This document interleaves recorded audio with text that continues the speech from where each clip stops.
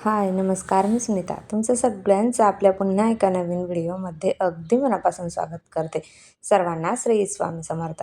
तुमचा सगळ्यांचा आजचा दिवस खूप छान, मस्त, आनंदाचा आणि आरोग्याचा जावो अशी स्वामींच्या चरणी प्रार्थना करते आणि आजच्या व्हिडिओला सुरुवात करते. कशा आहात तुम्ही सगळ्याजणी? खूप छान, मस्त आणि मजेतच असणार. तर हा कालचा व्हिडिओ आहे महाशिवरात्रीच्या दिवशी संध्याकाळी आम्ही अशा पद्धतीने म्हणजे दर महिन्याच्या शिवरात्रीलाच असं मातीचं पार्थिव शिवलिंग तयार करतो. म्हणजे माझ्याकडे जे बेलपत्राचं झाड आहे ना, त्याच्यातलीच माती मी घेते कुंडीतली आणि त्याच्याने मग हे पार्थिव शिवलिंग जे आहे ते बनवत असते आणि त्याची पूजा संध्याकाळी प्रदोष काळामध्ये आपल्याला करायची असते.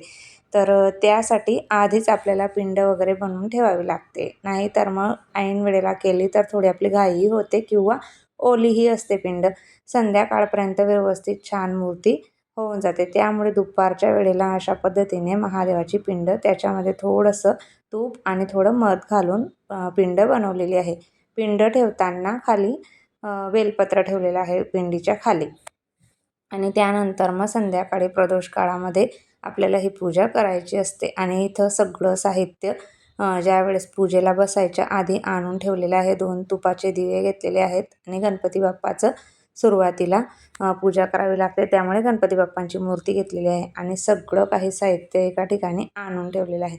ही पूजा करायला जास्त करून खास करून आमच्या घरात वेदूला खूप जास्त आठवण असते. 3-4 दिवस आधीच तिचं चालू असतं, मम्मी आता शिवरात्री येणार आहे ना, मम्मी महादेवाची पिंड बनवणार आहे, त्याची पूजा करणार आहे, याची तिला पूर्ण आठवण राहते आणि ती पिंड कोणालाच बनवू देत नाही. तीच महादेवाचं शिवलिंग आहे तीच बनवत असते आणि तिला खूप जास्त आवडतं. तर आज सिद्धीही बोलत होती की मी करणार, पण तिचा हट्ट असतो, नाही मी बनवणार आहे ना, मी आधी बोललेली आहे, असं तिचं चालू असतं दोघींचंही.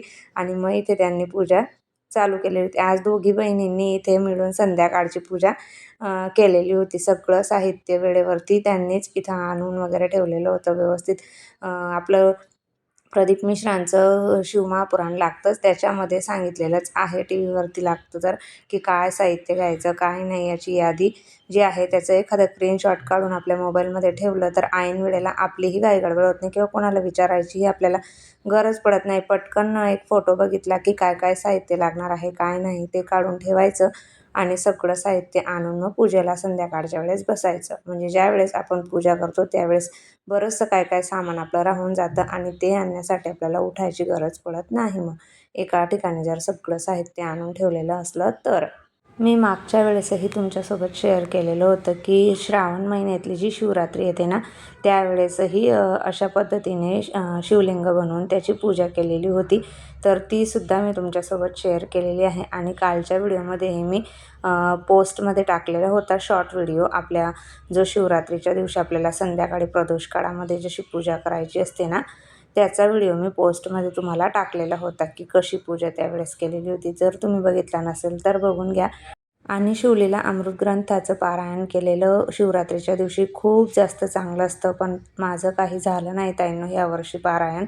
नाही तर मी दरवर्षी आठवणीने शिवलीला अमृत ग्रंथाचं पारायण यावर्षी करतच असते. पण ज्यांना पूर्ण ग्रंथाचं पारायण शक्य नाही त्यांनी एक अध्याय तरी वाचावा, 11वा अध्याय आणि एक दुसरा अध्याय. कालच्या व्हिडिओमध्ये मी तुम्हाला सांगितलंच होतं. तर ती कथा मी आता तुम्हाला ना थोडक्यात सांगते, आता व्हिडिओ चालू आहे तोपर्यंत. एकदा एक शिकारी शिकारीसाठी रानात गेला आणि त्या दिवशी महाशिवरात्री होती. जाता जाता त्याला एक शिवमंदिर लागले. तेवढ्यात काही लोक शंकराची पूजा करत होते.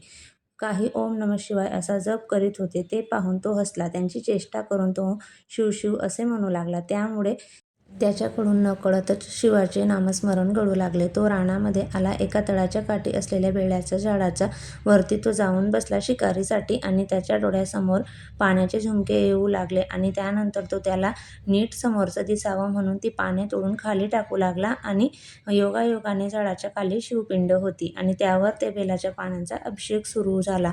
नव्या त्याच्या हातून नकळतच शिवाचे नामस्मरण घडत होते आणि तेवढ्यातच हळूहळू हरणांचा एक कळप तेथे पाणी पिण्यासाठी आला. व्याधाने आपला तीर कामठा सज्ज करून एका हरणीवर नेम धरला. हरणीला चाहूल लागली. ती सावध झाली आणि ती कळवळून व्याधाला म्हणाली, हे व्याधा, थोडा थांब. मला आता मारू नको. माझी मुले बाळे माझी वाट पाहत असतील. त्यांना भेटून मी येते. मी पुन्हा येते. मग तू मला खुशाल मार. हरणीचे हे शब्द ऐकून व्याध जोराने हसला आणि म्हणाला, वा वा, काही पण सांगत आहे. मी परत येईन. हातात असलेली शिकार सोडून द्यायला मी काही मूर्ख आहे का? माझी पोरं बाळं उपाशी ठेवून तुला मी सोडून देऊ आणि तुझ्यावरती विश्वास ठेवू? व्याधा, मी खरंच सांगत आहे. माझ्यावरती विश्वास ठेव. तुला तुझ्या मुलांबद्दल प्रेम वाटते तसे मलाही वाटते. मरण्यापूर्वी निदान एकदा बघून येऊ दे. हरिणी पुन्हा कळवळून म्हणाली. तेव्हा ऐकून व्याध तिची दया आली आणि मग तिला परवानगी दिली. शिकारी झाडावरच तिची वाट पाहत बसला आणि रात्रभर खायला काहीच मिळालेलं नव्हतं.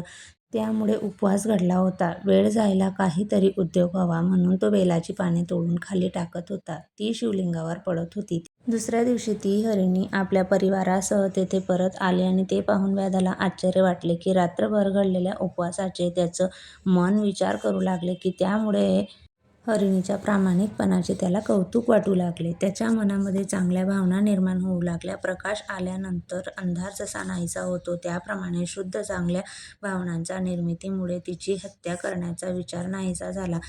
हे मनाचे शिव म्हणजेच कल्याणकारी विचार प्रकट होताच भगवान शंकर त्याच्यावर प्रसन्न झाले आणि व्याधाला व हरिणीच्या परिवाराला त्यांनी विमानात बसवून स्वर्गात नेले. रात्रीच्या वेळी आकाशात जे मृग नक्षत्र दिसते त्याच्या शेजारी व्याधाची एक तेजस्वी चांदणीही लुकलुकत असते. त्याचं मोठं तेज मनमोहक असतं अशी ही कथा आहे. शिव ही ज्ञानाची देवता आहे. त्याच्या मस्तकातून सतत ज्ञानगंगा वाहत आहे.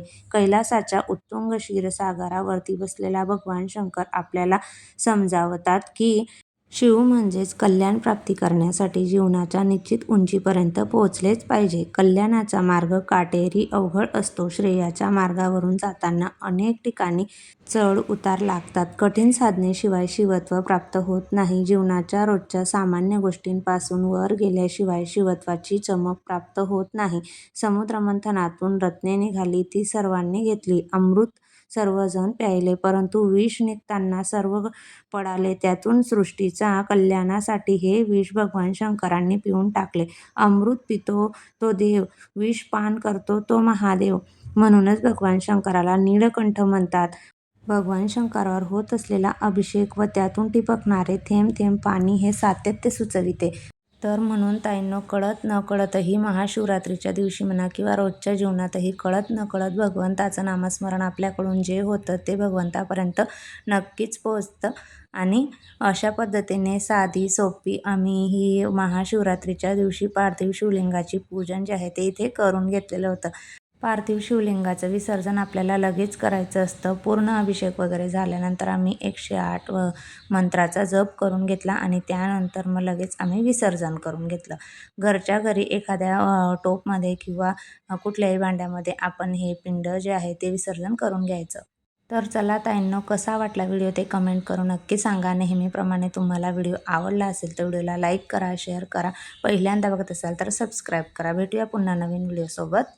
तोपर्यंत सर्वांना बाय आणि सर्वांना श्री स्वामी समर्थ.